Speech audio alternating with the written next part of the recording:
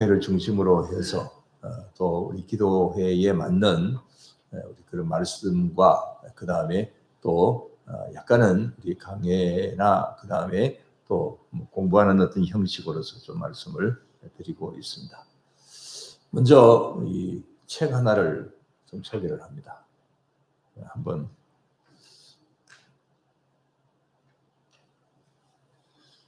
자 책입니다. 저거 말고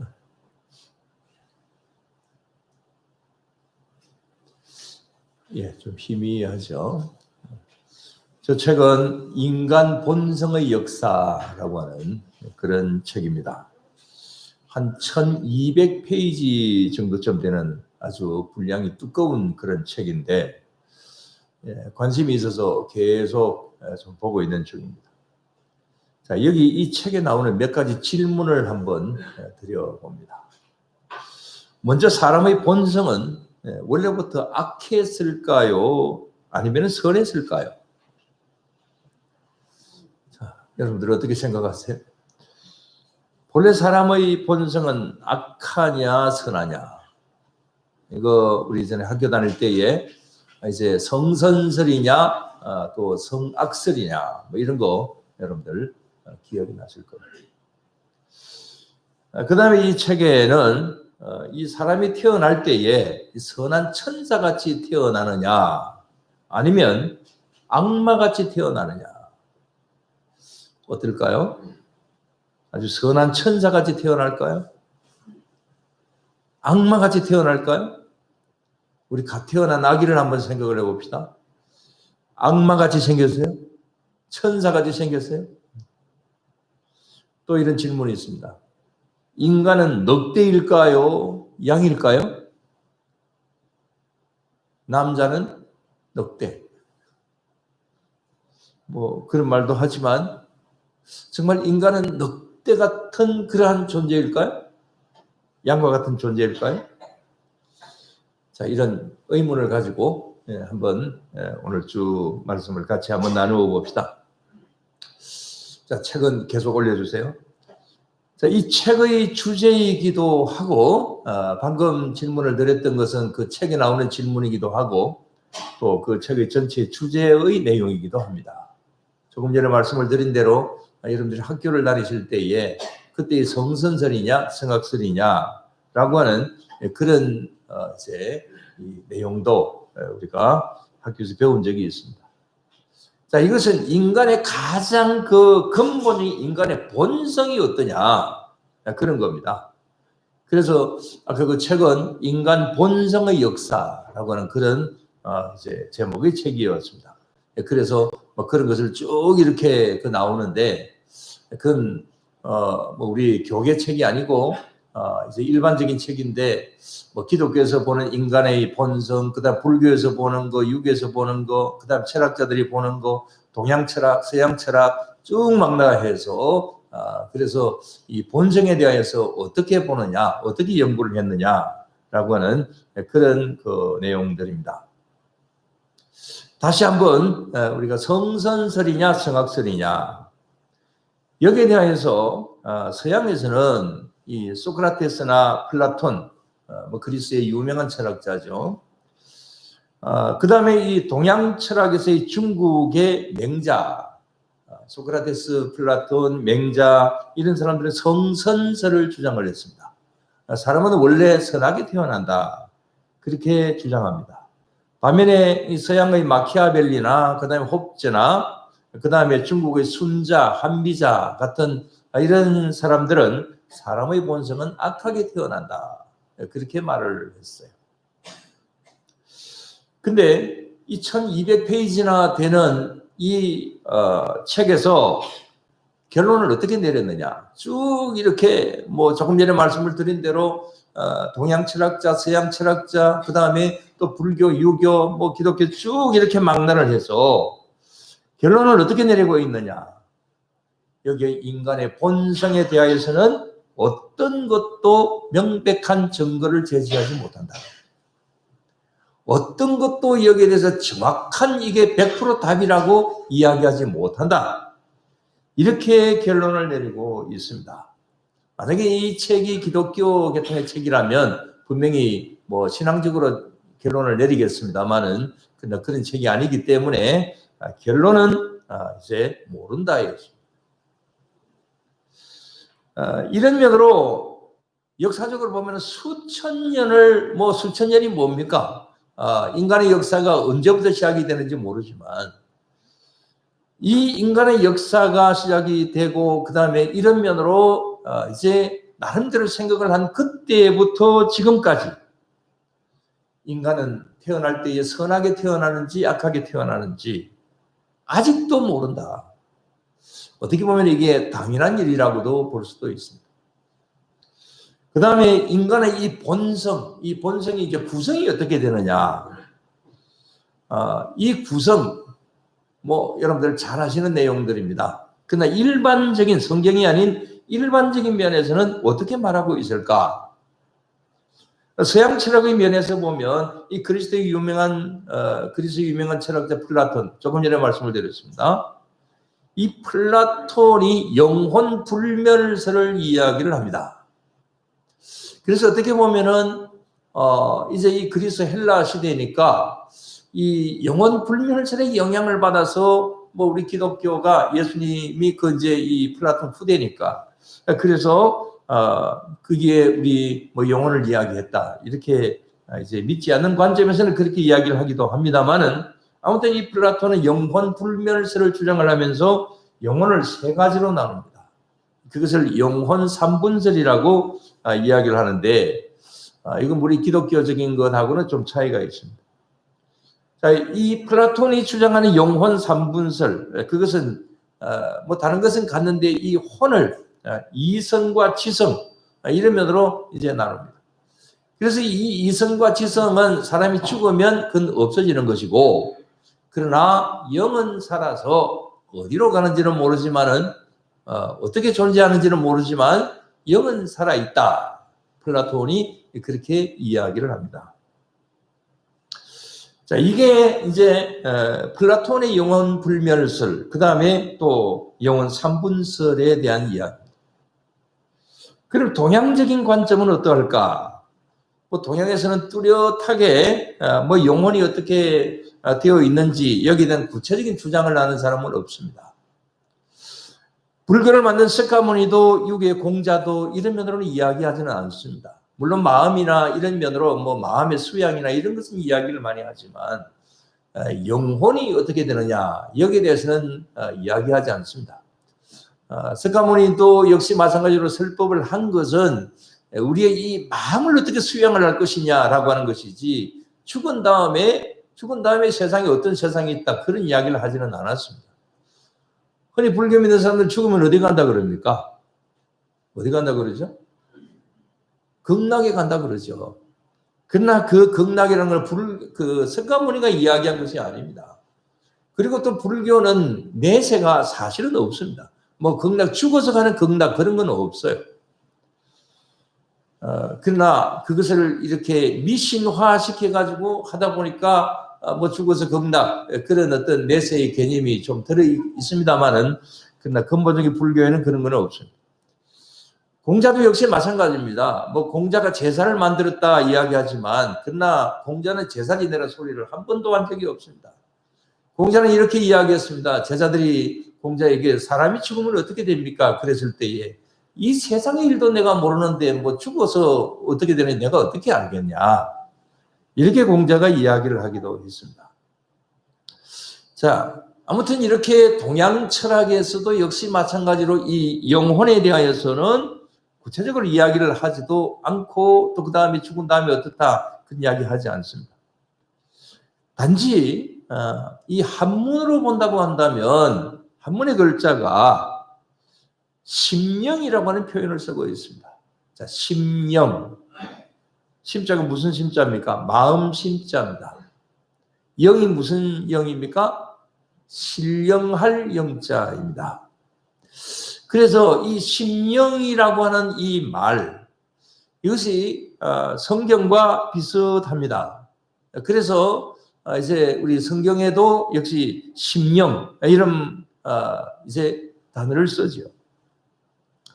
그러나 이 한문의 이 심령이라고 하는 이것이 분명한 뜻을 알고 뭐 영적인 것이 어떻다라고 하는 분명한 뜻을 알고 그렇게 한 것은 그 쓰여진 것은 그건 아니고, 자, 이렇게 볼 때 인간의 그 본성도 역시 마찬가지로 아까 말씀을 드렸습니다. 쭉 이렇게 역사적으로 다 이야기를 하고 있지만 인간의 본성은 선하다 악하다 여기에서는 어떻다고요? 모른다고 그랬어요. 어떤 과학자도 어떤 철학자도 어떤 역사가도 인간의 본성에 대해서는 모른다. 그렇게 이야기를 한 것이고, 그 다음에 인간의 이 본성의 구성에 대해서도 역시 마찬가지로 이런 사람 저런 사람 이런저런 이야기를 하지만 결론은 역시 뭘까요? 모른다. 그럼 지난번 말씀을 한번 드렸습니다. 자, 코끼리 그림을 한번 봅시다. 지난번에 우리 성경님에 대해서 이야기를 할 때에 이제 이 그림을 보고 말씀을 드렸습니다. 자, 저 코끼리 그림, 장님이 코끼리를 만지고 있습니다. 자, 이 코끼리가 하나의 영적인 존재라고 봅시다. 그런데 어떤 사람은 저 영의 부분은 이렇다 이야기합니다. 어떤 사람은 저렇다 이야기합니다. 코를 만지고 마치 뱀과 같다 이렇게 이야기를 합니다. 다리를 만지고 뭐 같다? 기둥과 같다. 배를 만지면서 벽과 같다. 이렇게 이야기하는 것이 사람들이 자기 관점에서 판단하고 자기 관점에서 이야기를 하다 보니까 영적인 부분에 대해서는 어떤 사람은 이렇다 저렇다 그렇게 이야기하는 것이지 영적인 실체에 대해서 전부 다 알고 하는 것은 아니다. 그런 말씀을 드렸죠. 그래서 세상적인 판단과 세상적인 어떤 기준으로 과학적으로 또 그 다음에 학문적으로 증명을 해보려고 하지만 각자 나름대로 자기 이야기만 할 뿐이지 분명한 전체적인 어떤 그런 것은 알 수가 없다. 이야기하지 못한다. 그런 거지. 그러나 이 일에 대해서 성경은 어떻게 이야기하고 있는가? 자, 성경은 여기에 대해서 확실하게 말합니다. 자, 성악설이다, 성선설이다 라고 하는 이런 면에서 성경은 뭐라고 이야기를 할까요? 성경은 성악설입니까? 성선설입니까? 대답을 안 하시는 게 좋습니다. 성경은 여기에 대해서 이야기하지 않습니다. 뭐 성선설이다 뭐 이야기하지도 않고 성악설이다라고도 이야기하지 않습니다. 나중에 성경이 보는 관점이 어떤 거냐 말씀을 나중에 드리겠습니다만, 자, 우리 사람의 본성은 성경에서 이야기하는 것은 세 가지로 구성을 할 수 있다. 이렇게 이야기를 합니다. 뭐 여기에 대해서는 여러분들 잘 아십니다. 자, 인간의 본성의 구성. 첫째는 우리의 눈에 보여지는 뭐라고요? 우리의 몸이 있고, 그 다음에 두 번째는 눈에 보이지 않는 영혼이 있다. 자, 이렇게 두 가지로 나누면 그렇다고 그랬습니다. 그 다음에 이 영혼을 둘로 나누어 가지고 이제 하나는 혼이고 하나는 영이다. 이렇게 말씀들을 드렸죠. 자, 이것은 뭐 너무나도 많은 말씀들을 드렸기 때문에 또 그 이야기 하나 이렇게 생각을 하실 수도 있겠습니다만, 자, 이것을 또 다른 면에서 표현을 한 것은 아까 한문에서 영적인 것을 뭐라 그랬습니까? 어떻게 표현을 한다고요? 마음 심자, 신령할 영자, 심령으로 표현을 했다 그랬습니다. 우리 성경에 보면 이 심령이라고 하는 말이 많이 나옵니다. 마태복음 5장 3절에 심령이 가난한 자는 뒤에 말씀해 보세요. 복이 있나니 천국이 저희 것이며, 예배소서 4장 23절에 보면은 오직 너희의 심령이 새롭게 되어.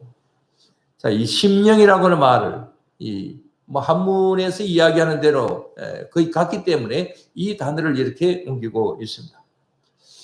이 심령이라는 말이 뭐 루아흐하고 뭐 히브리어로 헬라어로 지난번에 말씀을 드린 적이 있습니다. 아무튼 이렇게 세상이 결론 내리지 못한 것을 성경은 아주 간단하게 대답을 하고 있습니다. 그래서 인간의 그 본성이 어떠냐, 그 다음에 구성이 어떠냐라고 하는 것은 성경에서는 분명히 이런 면으로 이야기를 하고 있습니다. 그래서 다시 한번 인간의 본성이 어떠냐, 구성이 어떠냐, 우리의 육과 영혼, 영혼을 둘로 나누어서 영과 혼, 이렇게 우리가 구성이 되어 있다. 이 사실을 다시 한번 확실히 믿으시기를 바랍니다. 세상이 여기에 대해서 어떤 이야기를 하지 못하지만 성경은 분명히 이야기하고 있다. 이 사실을 우리는 확실히 느끼고 우리는 긍지를 가져야 될 것입니다. 근데 오늘 말씀을 드리고자 하는 것은 영의 자리입니다. 자, 영이라고 하는 것이 뭐냐? 오늘 새벽기도 시간에 요한 1서 4장 1절 이하에 있는 말씀을 보았습니다. 자, 거기 보면은 영의 자리는 두 가지가 있다 그랬습니다. 뭐라 그랬습니까? 하나님의 영이 있고 그 다음에 또 어떤 영이 있다 그랬어요? 새벽기도 나오십니다. 즉 그리스도의 영이 있다 그랬습니다. 자, 그렇다면 하나님의 영은 무엇입니까? 하나님의 영, 성령님이죠. 즉 그리스도의 영은 무엇입니까? 그 사단의 영이죠. 오늘 새벽에 보았던 요한 1서 4장에 보면 분명히 그것을 이야기를 하고 있습니다. 그렇기 때문에 우리의 그 영의 자리에 있는 영을 뭐 하지 말라 그랬습니까? 다 믿지 말라 그랬습니다. 우리의 영의 자리에 어떤 영적인 존재가 있는데 그 영적인 존재가 하나님의 영이라고 다 그렇게만 판단하지 마라. 잘못된 것이 들어올 수도 있다. 그렇기 때문에 하나님의 영인지 아닌지 무엇을 해야 된다고 그랬습니까? 분별을 해야 된다고 그랬습니다. 고린도전서 12장 10절에 보면은 영들 분별의 은사를 받으라고 말씀을 하고 있기도 합니다. 자, 그러면 어떻게 분별을 할 수가 있을까요? 자, 이게 적 그리스도의 영인지 이게 하나님의 영 성령님인지 어떻게 분별을 할 수가 있겠느냐? 그 참 쉬운 일이 아니죠. 그래서 오늘부터 뭐 다음 주까지 될지 그 다음이 될지 모르겠습니다만은 이 사단이 어떤 존재인지 이 적 그리스도의 영, 이 사단이 어떤 존재인지를 우리가 먼저 알아야 되는 거죠. 자, 사단이 뭐냐? 이런 여러분들 의문 부호를 한번 가지고 한번 여러분들 나름대로 생각을 해보시기를 바랍니다. 사탄. 이 사탄이라고 하는 말은 어느 나라 말일까요? 우리 말일까요? 한문일까요? 영어일까요? 이 사탄이라는 말은 히브리어입니다. 히브리어로 사타나라고 하는 그런 말이고 헬라어로는 사타나스 이런 말입니다. 뜻은 대적자라고 하는 말입니다.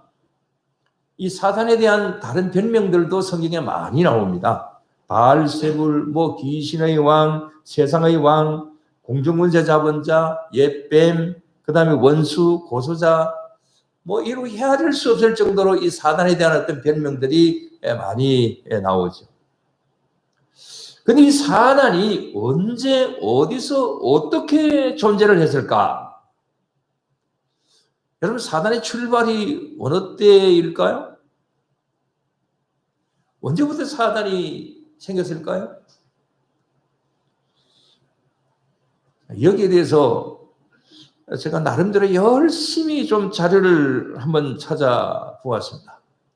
어제 오늘의 이야기가 아니고 아주 오랜 시간 동안 이런 면으로 좀 찾아보려고 했습니다. 제가 크리스찬 신문에 기독교 문화사라고 하는 글을 계속 쓰고 있는데 그 쓰게 된 이유도 사실은 이 영적인 존재가 어디에서부터 시작이 되었느냐. 그래서 성령, 영적인 존재의 성령님은 언제부터 시작이 되었고 그 다음에 이 사단은 언제부터였을까? 사단의 존재가 뭘까? 여기에 대해서 이제 알아보기 위해서 나름대로 이렇게 한번 이제 연구를 하다가 또 글을 계속해서 쓰고 있기도 합니다.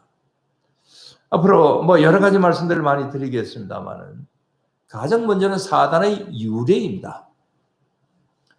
여러분, 사단은 어디에서부터 왔을까요? 바로 오늘 본문의 말씀입니다. 오늘 본문의 내용은 많이 말씀을 드리지 않았고 다른 말씀을 많이 드리는 것 같은데 뭐 여러 가지로 이렇게 조금 우리가 공부하는 형식으로 이렇게 말씀을 드린다고 했습니다. 그래서 오늘 본문을 많이 보지는 않았는데, 자, 이사야 14장 12절을 다시 한번 봅시다. 다 같이. 너 아침의 아들 계명성이여 어찌 그리 하늘에서 떨어졌으며 너 열국을 엎은 자여 어찌 그리 땅에 찍혔는가. 자, 이런 말씀이 있습니다. 오늘 여기 말씀은 하늘에서 떨어졌다, 땅에 찍혔다. 그 다음에 또 13절에 보면 내가 내 마음에 이르기를, 다 같이 읽어봅시다. 내가 내 마음에 이르기를 내가 하늘에 올라 하나님의 뭇별 위에 내 자리를 높이리라. 내가 북극 지폐의 산 위에 앉으리라. 가장 높은 구름에 올라가 지극히 높은 이와 같아지리라 하는 도다. 뭐 이런 말씀들이 쭉 나와요. 근데 오늘 여기 말씀에 보면 사단이라고 하는 단어는 하나도 나오지를 않습니다. 마귀라고 하는 말도 없어요. 그러나 이 말씀이 사단의 유래입니다. 물론 에스겔 28장에도 있고 다른 곳에도 뭐 조금씩 있지만 오늘 본문이 그 중심이라서, 그래서 오늘 이 본문을 이렇게 봉독하고 말씀을 드리는 것인데, 근데 여기 하늘에서 떨어졌다, 찍혔다 라고 이 말이 도대체 뭘까요? 실제로 여기에 대한 다른 어떤 해석들은 별로 없어요. 그래서 어떻게 보면 이 말씀만 가지고 사단의 유래를 이야기할 수가 있느냐, 이렇게 좀 의문이 생겨지기도 합니다. 또 이 말씀은 조금 전에 말씀을 드린 사단이라고 하는 말도 단어도 없고, 그 다음에 좀 비유적으로 쓰여진 말씀이기 때문에 이 말씀을 가지고 사단의 유래라고 이야기를 할 수 있겠나, 이렇게 좀 생각이 되어서, 그래서 이것만 가지고 설명을 할 수 없기 때문에, 그래서 여러 가지 자료들을 많이 좀 이렇게 찾아보았습니다. 뭐 성경에 있는 것뿐만이 아니라 세상의 어떤 뭐 그리스 신화라든지 중국의 신화라든지 여러 그 신화, 이런 면으로도 한번 이런 어떤 악한 영이 어떻게 출발을 했는가, 뭐 이런 것을 다른 면에도 한번 찾아보기도 했습니다. 이스라엘의 그 전에 나오는 전설이나 이런 것도 한번 좀 찾아보았습니다. 그러나 다른 어떤 곳에서도 이런 면으로서 이야기를 하는 것이 거의 없습니다. 그런데 우리가 알고 있는 우리가 평상적으로 알고 있는 어떤 사단의 유래, 오늘 여기 본문의 내용, 이것은 여러분들 뭐라고 생각을 하십니까? 자, 너 아침의 아들 계명성이요. 이 계명성은 저 하늘에 있는 금성을 이야기를 하는 것이거든요. 별. 자, 그런데 이것도 비유적으로 이야기를 한 것이기도 하니까, 자, 이것은 우리가 사단의 유래로 볼 때 무엇이라고 이야기를 합니까? 어떤 것이라고 여러분들 알고 있습니까? 자, 마귀가 누구죠? 사단이 누구죠? 자, 아시는 대로 이야기해 보세요. 타락한 천사. 예, 그렇죠? 타락한 천사 이름이 뭡니까? 루시파스, 뭐 이렇게 이야기를 하기도 합니다. 근데 그게 성경에 있는 내용은 아닙니다. 성경에 뭐 루시엘, 뭐 이렇게 타락한 천사, 뭐 이런 이야기가 잘 나오는 것은 아닌데, 이것은 외경에 이 토비드서나 성경 외에 외경이라고 하는 것이 있죠. 성경 비슷한 책들이 있습니다. 그래서 그 외경 중에 토비드서나 에녹서에 이제 그런 이야기가 나옵니다. 천사장 루시엘이 자신이 하나님이 되기 위하여서 하나님께 대항을 하게 됩니다. 오늘 여기 이사야 14장에 있는 지극히 높은 이와 같아지리라 하는 도다 라고 하는 이 말이 그 말과 거의 같습니다.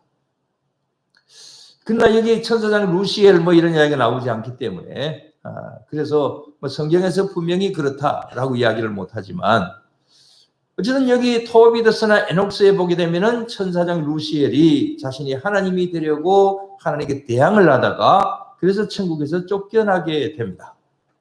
그래서 이 세상에 내려와서 공중권세에 잡은 자가 되고 사단이 되었다.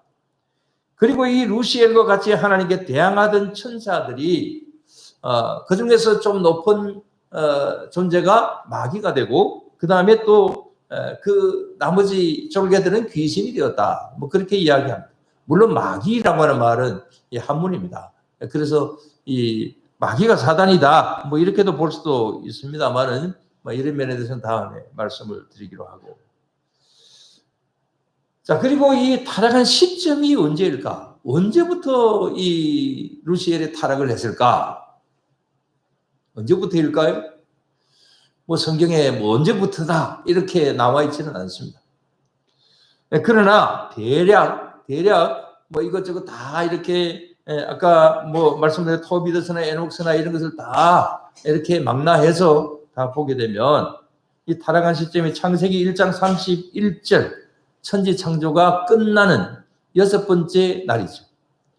그래서 6번째 날에 하나님께서 다 만드시고 난 다음에 맨 마지막에 하신 말씀이 뭡니까? 심히 좋았더라. 라고 하는 그 말씀을 하신 그 이후부터 시작을 해서 3장 1절을 보면 뱀이 하와를 유혹하러 나오죠. 그래서 1장 31절부터 3장 1절 그 한 중간쯤에 이 천사가 타락을 하고 그렇게 사단이 된 것이지 않을까. 그렇게 이제 시기적으로는 그렇게 보고 있기도 합니다. 그러나 뭐 그게 뭐 성경에 구체적으로 나와 있는 것이 아니기 때문에 또 과학적으로 증명을 할 수 있는 일이 아니기 때문에 그건 뭐 이제 참고적으로 볼 일입니다만은 자 이렇게 이 사단이 어디서부터 출발을 했느냐 뭐 언제 출발했다라고 하는 어떤 그런 것보다도 그 다음에 또 뭐 사단이 여기 루시엘이 이렇게 되었다라고 하는 것을 우리가 보통 그렇게 알고 있습니다만은 만약에 그렇지 않다 할지라도 그러나 사단의 존재가 있는 것만은 분명한 사실이고 오늘도 이 사단은 오늘도 활동하면서 우리들을 유혹해 오는 것이죠. 앞으로도 말씀을 드리겠습니다만은 이제 정리를 하면서 말씀을 드립니다. 우리의 영적인 자리에는 두 존재가 있을 수 있습니다. 아까 요한일서 4장에서 새벽기도 시간이나 또 조금 전에도 말씀을 드렸습니다. 이 두 존재가 우리 안에 있을 수 있습니다. 우리 삶 속에 항상 이 두 존재는 자리 잡을 수가 있습니다. 그런데 항상 계시는 분은 누구십니까? 성령 하나님은 항상 우리 안에 계십니다. 오늘 새벽에 요한 1서 4장 12절까지 말씀을 보았습니다만은 바로 뒤에 13절 말씀에 보면 이런 말씀이 있습니다. 그의 성령을 우리에게 주심으로 우리가 그 안에 거하고 그가 우리 안에 거하시는 줄을 아느니라. 자, 다시 한번. 그의 성령을 우리에게 주심으로 우리가 그 안에 거하고 그 안에 어디 안에? 성령님 안에 거하고 성령님이 우리 안에 거하신 줄을 우리가 아느니라. 우리 안에 누가 계세요? 성령님이 계신다. 그랬습니다. 그래서 전에도 말씀을 드렸습니다만은 우리 올해에 계속해서 어디 안에서 기도하라? 성령님 안에서 기도하라. 예배서 6장 18절에 있는 말씀 항상 보고 저 말씀 많이 드릴 것입니다. 그래서 우리 안에는 성령님이 계십니다. 성령께서 우리를 이끌고 가십니다. 그러나 성령님만 우리 안에 계시는 것이 아니고 사단이 늘 항상 호시탐탐 노립니다. 그래서 사단은 틈을 타고 들어와서 우리를 유혹을 합니다. 자, 이런 면으로 맨 처음 질문으로 다시 한번 돌아갑니다. 사람은 태어날 때 성선설입니까? 성악설입니까? 대답하면 안 된다 그랬습니다. 사람은 천사로 태어날까요? 아니면 악마로 태어날까요? 대답하지 마세요. 사람은 늑대입니까? 양입니까? 예. 아까 그 책의 질문이라 그랬습니다. 자, 여기 있는 이런 질문을 던져보면서 또 그 다음에 이제 영적인 존재에 대해서 영의 구성에 대하여서 사람의 구성에 대해서도 말씀을 드렸습니다. 이런 예를 들면서 참 안타까운 예를 들면서 이 시간에 말씀을 마칩니다. 어제 아래 계속해서 TV에 나오는 정인이 사건. 정말 참 안타까운 일입니다. 입양한 지 10개월 만에 이제 아이가 죽었습니다. 그런데 이 양부모가 모두 다 현직 목사님 아들, 딸들입니다. 둘 다 투철한 기독교 정신의 대학을 나왔습니다.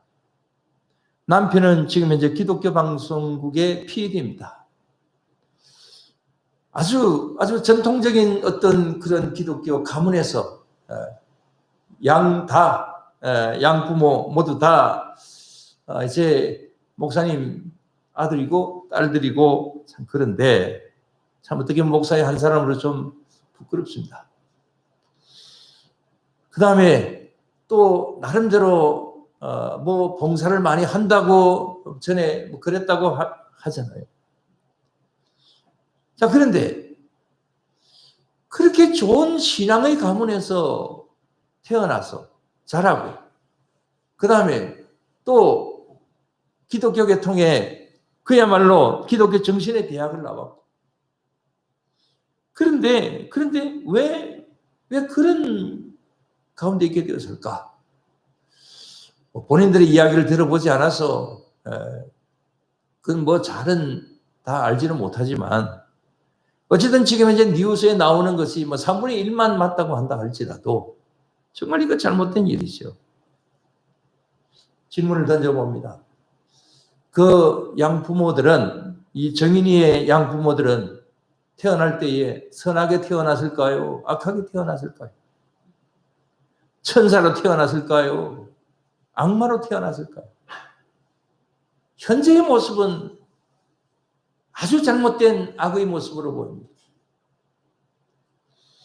천사가 아니라 천사같이 보였지만은 그러나 악마같이 지금 현재 결과는 그렇게 되었습니다. 왜 이렇게 되었을까요? 성선설이 아니라 성악설이 아니라 그들의 마음속에는 예수님을 믿는 사람들이기 때문에 성령께서 안에 계십니다. 그러나 사단이 항상 공격을 합니다. 뭐 목회자의 자녀들이라서 공격을 안 할까요? 목사에게도 역시 마찬가지로 공격을 해옵니다. 틈타 들어옵니다. 이런 것을 우리가 제거하지 못하면 이게 자꾸만 쌓이면 결국은 그렇게 될 수 있다는 겁니다. 그래서 그야말로 우리의 영의 자리에 사단이 5분의 4가 되고 그 다음에 성령님의 한 5분의 1 정도 그렇게 우리 영의 자리를 차지하고 있다고 합시다. 그럼 우리가 잘못될 수 있는 가능성이 굉장히 많은 것이죠. 저도 역시 마찬가지로 아침에 일어나서 아침이 아니라 새벽에 일어나서 새벽에 기도를 할 때는 이 영의 자리에 있는 이런 부분에서 뭐 비교적 괜찮습니다. 그래서 이렇게 항상 뭐 제거 기도를 하는데 이렇게 영의 자리에서 마음의 자리에서 제거되는 부분이 별로 새벽에는 없어요. 그러나 저녁에 누웠을 때에 그 시간에 이렇게 나 자신을 돌아보고 또 그 다음에 영의 자리, 마음의 자리를 이렇게 살펴보면 또 그런 면으로 오늘 하루 내가 어땠는가, 제거 기도할 것이 없는가 이렇게 보면은 제거되는 현상이 많이 나타나요. 이게 무엇을 이야기하는 것일까요? 하루 동안 살아가는 가운데서도 우리의 영의 자리를 침범해 들어오는 사단의 이런 공격이 늘 항상 있다는 거예요. 그래서 이것을 제거하지 못하고 항상 그것을 내 안에 두고 계속해서 쌓아가면 그야말로 이렇게 나쁜 사람이 될 수가 있다니까. 경위야 잘 모르지만 어쨌든 그런 사단의 모든 유혹이나 이런 것을 이기지 못해서 그런 결과가 오게 되었을 것이다. 여러분, 입양을 할 때에 뭐 정말 나쁜 마음을 가지고 그 아이를 이용해서 돈을 벌려고 그렇게 했겠습니까? 어떻게 보면 좋은 마음으로 입양을 했을 수도 있습니다. 그러나 마음속에 생겨지는 여러 가지 일들을 이 사단의 어떤 공격을 이기지 못해서 그래서 결국은 이런 사건을 일으키게 되고 그야말로 대한민국이 떠들썩하도록 그리고 또 기독교를 공격하는 교회를 공격하는 그 댓글들 달린 것을 보면 예수 믿는 사람이 그렇다 하면서 자기 아버지가 누구고 자기 어머니가 누구고 신상 털기 다 해가지고 이제 아버지는 포항에 있는 목사님이고 또 그 다음에 또 저기 침례교 목사님이고 이런 대로 양가가 다 그냥 드러나게 되고 정말 참 가슴이 아파요. 아무튼 우리는 우리 영의 자리를 잘 살펴보아야 됩니다. 내 영의 자리가 지금 현재 어떤 가운데 있는가? 사단이 내 마음을 공격할 때에 내가 내 마음을 내어주고 있지는 않은가? 영의 자리를 내어주고 있지는 않은가? 어떤 이런 면에서 우리는 우리 자신을 늘 항상 살펴보면서 항상 이것을 깨끗하게 하고 제거하고 그래서 주님 안에 언제나 새롭게 설 수 있도록 노력하고 애쓸 수 있는 그런 우리 모두가 언제나 다 되어야 될 줄로 믿습니다. 기도드리겠습니다. 하나님 아버지, 오늘 이 시간에 저희들 예수님 믿게 하여 주시고 주님을 바라볼 수 있게 하신 것 감사를 드리옵나이다. 저희들의 영의 자리에 성령께서 이미 거하시고 성령께서 주장하실 수 있게 되어서 정말 감사합니다. 그러나 우리가 이 세상을 살아가다 보니 때로는 사단의 유혹에 내 자신의 영의 자리를 내어줄 때가 있고 마음의 자리를 내어줄 때가 있습니다. 주님, 이러한 저희들을 용서하여 주시옵소서. 그래서 날마다 우리의 자신을 다시 한번 돌아볼 수 있게 하시고 이것을 항상 제거하고 주님 안에 언제나 바른 모습으로 서갈 수 있는 저희들이 되게 하여 주시옵소서. 그래서 우리 모두 다 항상 우리의 영의 자리가 정말 정결하고 주님이 충분하게 거하셔서 성령께서 충분하게 거하셔서 그래서 성령 충만한 저희들이 되게 하여 주시옵소서. 그래서 주님 안에 더욱더 합당한 모습으로 온전한 모습으로 서갈 수 있는 우리 모두로 삼아 주시옵소서. 이런 모든 면으로 함께 하시고 인도하실 줄을 믿사오며 예수님 이름으로 기도드리옵나이다. 아멘.